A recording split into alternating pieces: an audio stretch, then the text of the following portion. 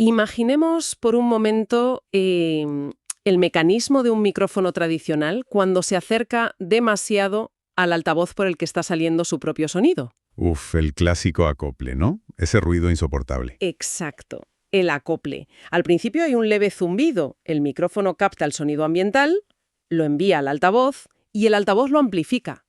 Y entonces el micrófono vuelve a captar ese mismo sonido amplificado, claro. Eso es un bucle. Cada milisegundo, la señal se retroalimenta y se aísla de cualquier otro ruido de la habitación. Hasta que revienta. Literalmente. Se convierte en un pitido ensordecedor que acaba por reventar el sistema. Pues esa tensión acústica, que empieza en silencio y termina en una crisis enorme, es exactamente la misma mecánica que sigue, en ocasiones, la psique humana. Es una analogía fascinante, de verdad.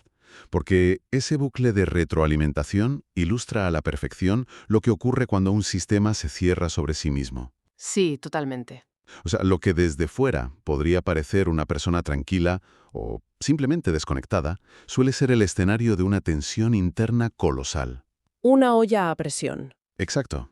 Una mente alimentándose únicamente de sus propios ecos hasta que, bueno, la presión exige una vía de escape. Y precisamente de esa presión, de ese bucle y del inevitable estallido final, trata nuestra inversión profunda de hoy. Bienvenidos a este análisis. Un análisis que, aviso, tiene muchísima miga. Ya te digo.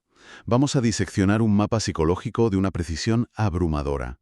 Nos vamos a enfocar en un tema extraordinariamente específico, el simbolismo del grado 2 del signo de Tauro.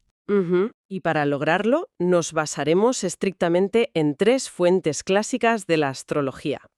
3 textos que vamos a leer literalmente, sin omitir nada, para extraer todo su jugo. Que son Charubel, la Volásela y los símbolos sabianos. Exactamente. Nuestra misión hoy es comprender cómo estas 3 imágenes, que aparentemente son distintas, se entrelazan para revelar una historia profunda sobre el aislamiento. El aislamiento, la ambición desmedida y finalmente la catarsis. El reto aquí, para quien nos escucha, y lo que hace que esto sea tan revelador, es abordar este material lejos de cualquier tono místico incomprensible. Claro, nada de bolas de cristal. Para nada. No estamos ante un oráculo determinista. Al entrelazar estas 3 visiones, lo que emerge es un diagnóstico casi clínico sobre la alienación. Es como un manual de psicología, la verdad. Sí, es una narrativa secuencial sobre qué ocurre cuando ese aislamiento mental engendra una ambición fuera de la realidad, y cómo el inevitable choque con el mundo produce una transformación. Pues a ver, para establecer las bases, vamos a sumergirnos directamente en el primer texto. Si queremos entender por qué un altavoz acaba reventando, hay que entender primero ese momento en el que el micrófono se queda sordo a todo lo demás. El momento en el que empieza el aislamiento. Eso es. La primera fuente es Charubel. Este es el seudónimo del místico galés John Thomas. Y su imagen para este grado zodiacal es escueta, muy minimalista, pero encierra la semilla de todo el conflicto. A ver, ¿qué dice exactamente? Voy a leerlo literal. Dice: un gran número 2 se presenta ante mis ojos. Denota que la persona nacida bajo este grado vivirá sola, mentalmente aislada, que no guardará simpatía con el estado actual de las cosas. Uf, madre mía. Es que esa imagen del gran número 2 tiene tela. En casi todas las tradiciones simbólicas, el 2 representa la dualidad, la formación de la pareja, el puente hacia el otro. La conexión, vaya. Claro, la asociación. Pero Charubel hace un giro brillante aquí y lo utiliza de forma puramente irónica.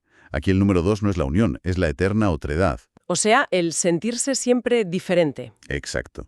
Es la persona que siempre, irremediablemente, se identifica como el otro, el que está fuera de la norma y observa la unidad del resto del mundo desde la barrera. Es decir, no es un 2 de cooperación, es un 2 de separación total.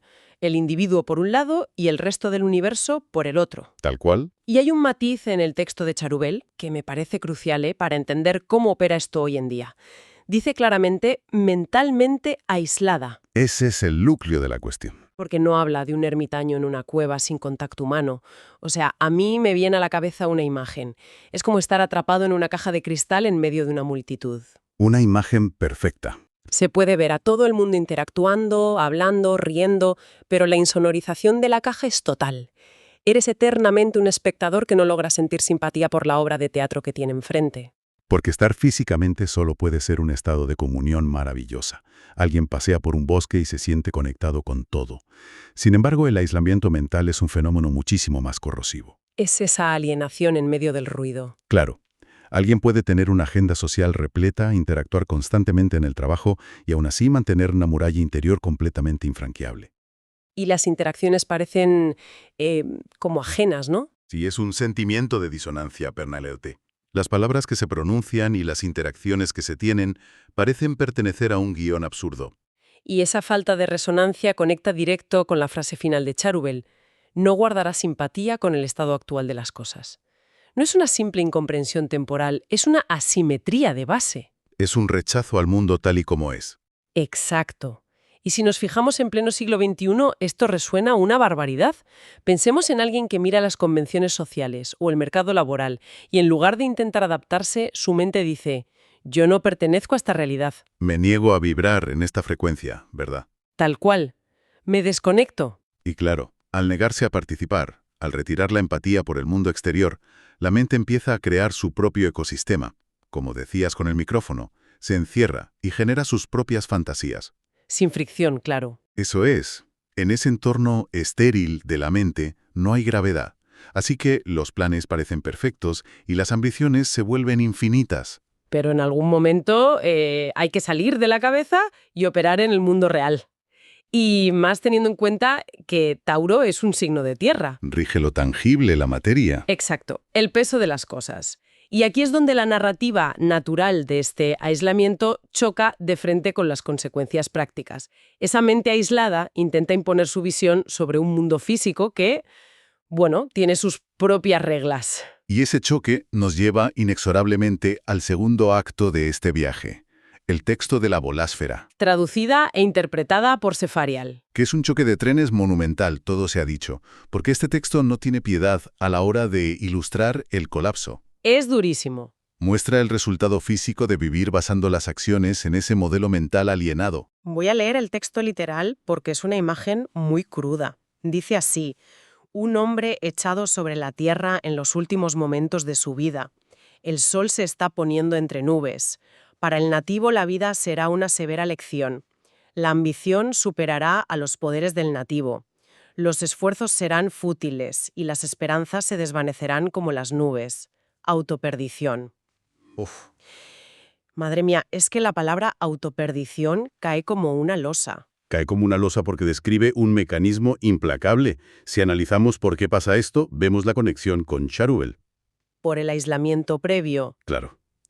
Cuando alguien ha vivido en ese aislamiento mental, el cálculo sobre sus propias capacidades está completamente descalibrado. O sea, si nunca se ha intentado levantar una piedra real, en la mente se pueden levantar montañas enteras. Exactamente.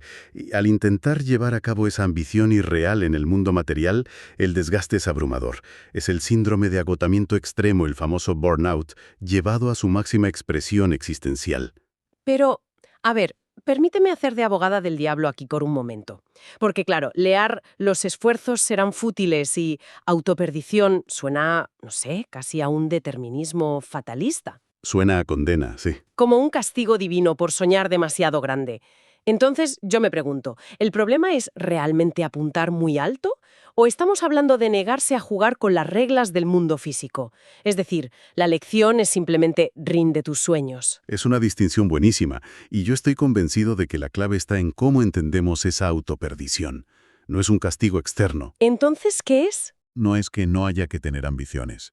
La advertencia brutal es que no se puede dominar el mundo material si uno se niega a mancharse las manos de tierra. Ah, claro.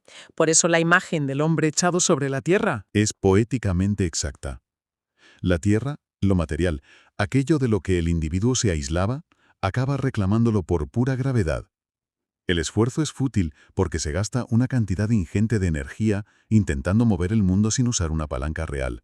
Me viene a la mente el perfil clásico del fundador de una empresa tecnológica, por ejemplo, que tiene una visión utópica en su cabeza. Un visionario aislado. Eso es, se aísla, ignora los consejos financieros, ignora lo que el mercado de verdad necesita, porque, citando a Cherubel, no tiene simpatía con el estado actual de las cosas. Y se convence de que su voluntad lo puede todo. Exacto.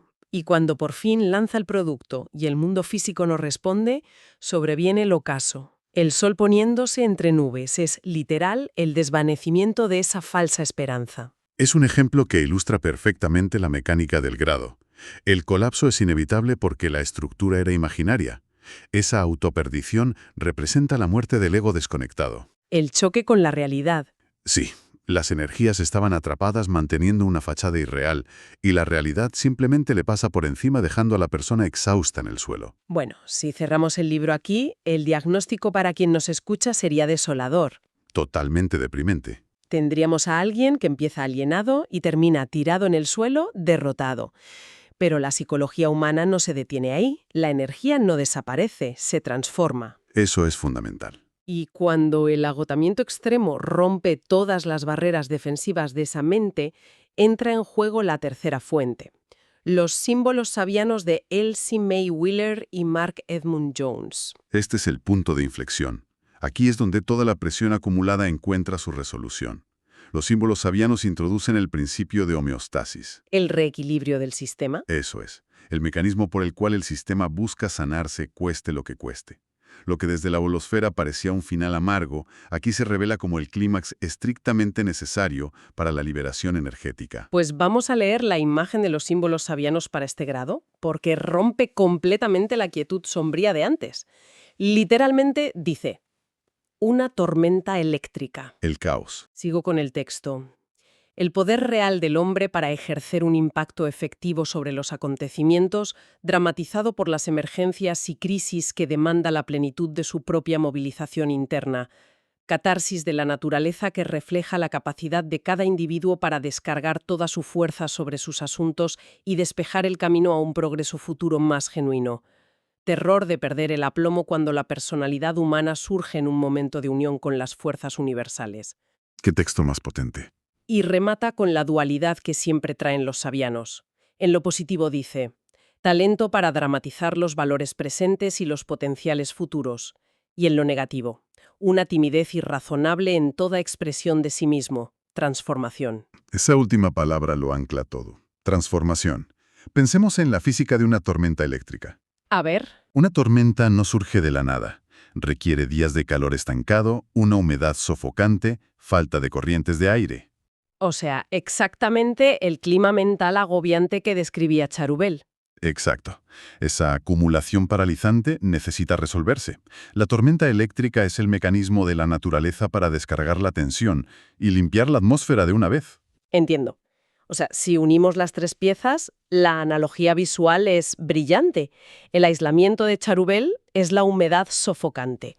La ambición aplastada de la bolasfera es el cielo oscureciéndose. Y el peso en el aire. Y la tormenta de los sabianos es el rayo cayendo por fin. O sea que el individuo tirado en el suelo, vacío de su ambición errónea, se convierte en el pararrayos. Absolutamente. El agotamiento destruyó su vieja estructura. El bucle del micrófono por fin se rompe. Y en ese punto de quiebre se desata la crisis. Fíjate que el texto sabiano habla de la crisis como algo que el individuo demanda. Sí, que demanda la plenitud de su movilización, dice. Claro, porque a nivel psicológico a menudo se necesita llevar las cosas al colapso total para poder abandonar ideales que nos están destrozando. Pero hay un detalle en ese texto que me parece sobrecogedor. Menciona el terror de perder el aplomo. Porque claro, una tormenta asusta. Es el caos puro, sí. Para una mente que ha estado años controlando su mundo imaginario, ceder ante el caos de las fuerzas universales tiene que dar un miedo atroz. Es perder el control absoluto. Es el miedo cerval a desintegrarse. Cuando la crisis llega, ya sea por un despido, una ruptura o un quiebre emocional por el agotamiento de la bolasfera, el instinto primario es agarrarse al borde del precipicio. Intentar frenarlo. Sí. Ese es el lado negativo que describen los sabianos. La timidez irrazonable es la persona aterrorizada por la fuerza de sus propios sentimientos, intentando mantener la fachada funcional a toda costa. O sea, se niegan a participar en su propia catarsis. Quieren que llueva, pero sin mojarse. Tal cual. Y al hacer eso bloquean el progreso. Pero si observamos el lado positivo, el talento para dramatizar los valores, encontramos la resiliencia pura. Que ojo, dramatizar aquí no es hacerse la víctima, ¿no? Para nada. Significa poner en acción, hacer visible lo que está ocurriendo. Es permitirse vivir la crisis en toda su magnitud. Aceptar que la vieja ambición era inútil, sí, pero que la energía detrás era real. Y al liberarse esa energía, el aire queda limpio. La autoperdición era solo el rayo destruyendo lo que ya nos servía. ¿Y despejando el camino para un progreso más genuino? Es como si nos dijeran que el fracaso estrepitoso no es el final del viaje. Si recapitulamos, es monumental la coherencia entre estos tres autores. Empieza con Charrubel y ese rechazo al entorno que aísla a la persona. Un aislamiento que inevitablemente genera fantasías de grandeza y una desconexión total del mundo tangible. Y ahí aparece la Bolásfera, narrando el desgaste brutal de quien gasta todas sus reservas intentando moldear la realidad, hasta colapsar en la autoperdición. Y al final resulta ser el detonante de la tormenta eléctrica de los Sabians, la crisis que limpia para que ocurra una transformación cimentada en la realidad. Es un diagnóstico increíble. Y lo más valioso de desgranar estas fuentes no es solo el ejercicio teórico, sino lo tremendamente actual que resulta. Resuena muchísimo. Hoy en día hay una epidemia de personas alienadas, operando en burbujas digitales, insonorizadas como el micrófono del principio. Acumulan expectativas irreales del éxito y cuando chocan con el mundo, se quiebran. Y la respuesta moderna a ese quiebre suele ser tapar el síntoma rápido, la negación. Evitar la tormenta mostrando ese terror a perder el aplomo que decíamos. Nos asusta dejar que caiga el rayo cuando a lo mejor es lo único que puede reajustar la atmósfera. Y esto me lleva a un pensamiento final para dejarlo en el aire hoy. A ver. Miento fútil. Y eso desata una tormenta catártica. Todo esto nos empuja a cuestionar la definición de nuestros momentos más oscuros. Esos momentos de tocar fondo. Exacto. Pensemos en esos episodios de la vida que se han catalogado como un fracaso absoluto, una autoperdición total. ¿Y si esos momentos nunca fueron un castigo? ¿Y si, mecánicamente, era necesario construir esa ambición desmedida y chocar contra el muro para generar la fricción necesaria? ¡Qué gran reflexión! Quizás, sin esa inmensa carga estática acumulada, jamás habría habido fuerza para convocar el rayo capaz de iluminar un camino real. Al final, la naturaleza no destruye por malicia, destruye para hacer espacio. Y tal vez, el verdadero peligro no es perder el control durante la tormenta, sino pasar la vida entera aislados en una habitación mental sin permitir que caiga una sola gota de lluvia.